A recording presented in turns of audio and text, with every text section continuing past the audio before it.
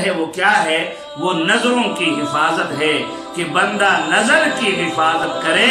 حدیث میں آتا ہے من ترکہا مخافتی ابدلتہ ایمانا یجد حلاوتہ فی قلبہ، جو نظر کو روکنے کے بدلے جو بندہ اپنے بدنظری کو چھوڑ دے، بدنظری کو چھوڑ دے، نامحرم پر نگاہ ڈالنے کو چھوڑ دے، تو اس نظر کو چھوڑنے کے بدلے، نامحرم پر نظر کو روکنے کے بدلے کہ نامحرم سے بندہ اپنے نگاہوں کو پیر دے، فرمایا میں اس کو ایسا ایمان عطا کروں گا یجد حلاوتہ فی قلبہ، کہ یہ اس کی حلاوت اور میٹھاس یہ اپنے دل کے اندر محسوس کرے گا۔ جب بندہ سامنے سے کوئی نامحرم پر نگاہ پڑے، نامحرم تصویروں پر نگاہ پڑے، نامحرم عورتوں پر نگاہ پڑے،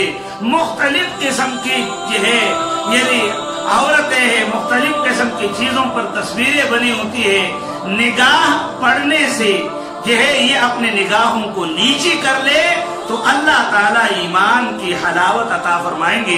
ملا علی قاری رحمہ اللہ نے اس حدیث کی شرح میں لکھا ہے قد ورد ان حلاوت الایمان اذا دخلت قلبا لا تخرج منه ابدا، فرمایا حدیث میں آتا ہے کہ جب ایمان کی حلاوت انسان کے دل میں داخل ہو جائے تو پھر کبھی نہیں نکلتا۔ تو کیا مطلب ہوا کہ جب ایک مرتبہ ایمان کی حلاوت دل میں داخل ہو جائے تو یہ حلاوت پھر کبھی نہیں نکلتی۔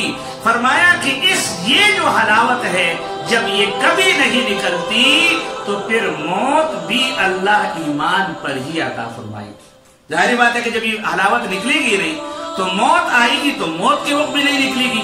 جب موت کے وقت میں نہیں نکلے گی تو موت ایمان پر آئے گی، اور جب موت ایمان پر آئے گی تو اگلے مراحل اللہ تعالی ہمارے لیے آسان فرمائے گا۔ لہذا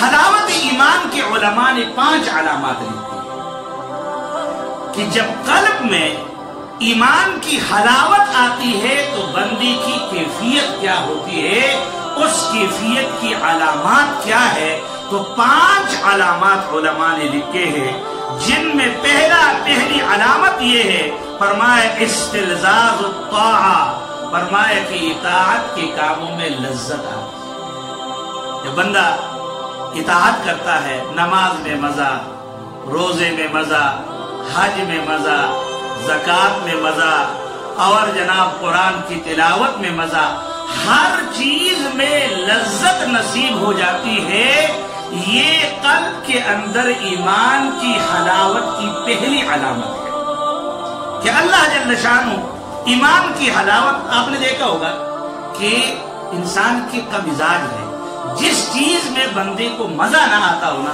تو انسان اس عمل کو ترک کر دیتا ہے۔ مثلا آپ کے سامنے بہترین کھانا سامنے رکھ دیا جائے، لیکن اگر آپ کو مزہ نہیں آیا تو آپ کیا کرتے ہیں؟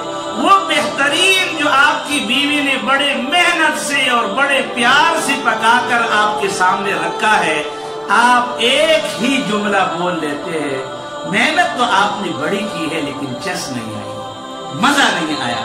تو اس مزے کی نہ آنے کی وجہ سے بندہ عمل کو ترک کر دیتا ہے، چھوڑ دیتا ہے۔